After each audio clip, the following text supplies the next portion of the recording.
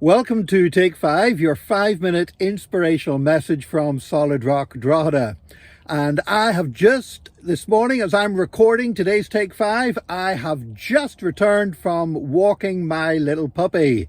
We've got a little puppy called Poppy, and this is our third Old English sheepdog. And the thing about Old English sheepdogs is they need plenty of walking. They need plenty of exercise. They grow to be a big dog. Poppy's still only a small puppy, but she's going to get to be quite a size. Now, here's the thing. You think walking should be something, because every dog likes to go for a walk, don't they? You would think that teaching a dog how to go for a walk would be the most natural thing in the world. But for a puppy, it isn't. A puppy doesn't want to walk in a straight line. A puppy likes to run around in circles. A puppy doesn't want to be on a lead. A puppy hates being constrained and will pull against the collar or the harness or whatever else. So I've got to teach little Poppy here how to go for a walk. And actually, I found the most perfect place for training a puppy how to walk. In fact, you know your guy on the TV, the dog whisperer? If he was to design a training course to teach puppies how to walk, he couldn't have designed a better place than I go to with Poppy. Because not too far from my house, in fact, this is very important because we are on lockdown at the moment and are only allowed to travel 5 kilometers from our homes. 4.9 kilometers from my house, there is what was intended, I think, to be a housing estate that was built during the Celtic Tiger economic housing boom of a few years ago. And what happened was, somewhere along the line, it never got finished. And so you arrive at this place and it's all blocked off with concrete blocks and gates, so there's no cars on it.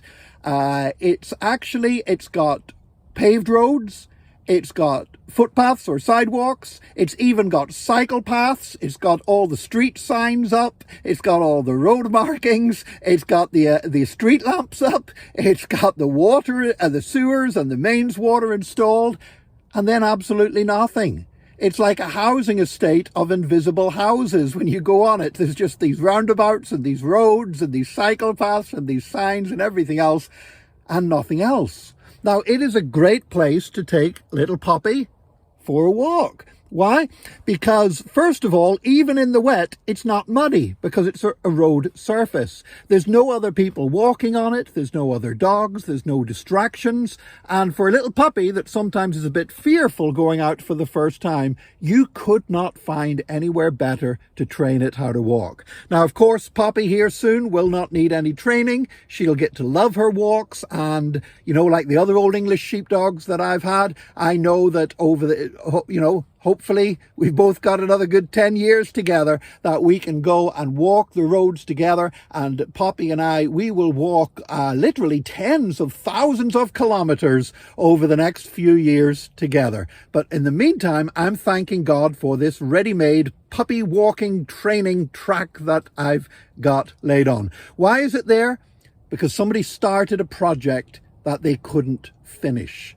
And Jesus speaks about that in Luke's gospel. He said, which of you having a tower that wants to build a tower will not determine, first of all, that he's able to finish it. Otherwise, he will just dig the foundations and it will be left and everybody will laugh at you. I'm sure we've all seen some unfinished building projects over our lives. But I think about those words of Jesus every day when I go to that unfinished estate where it's got everything laid on and no houses.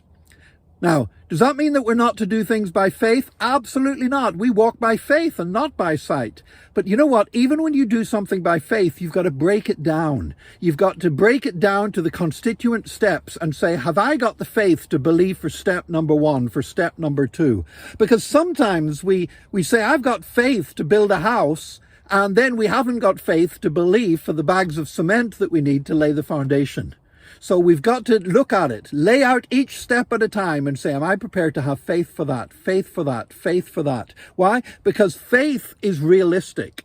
Faith does not mean that you already have everything in your hands you need to do a job, but faith does mean that you are prepared to trust God for every single step of the way, and you've counted the cost and you know you're going to trust God for it. And I pray that today we will walk by faith, not foolish faith, not presumption, but we will walk in a realistic faith that is grounded in the power and ability of God. May God bless you today, and join us again tomorrow for another Take 5, your 5-minute inspirational message from Solid Rock Drogheda.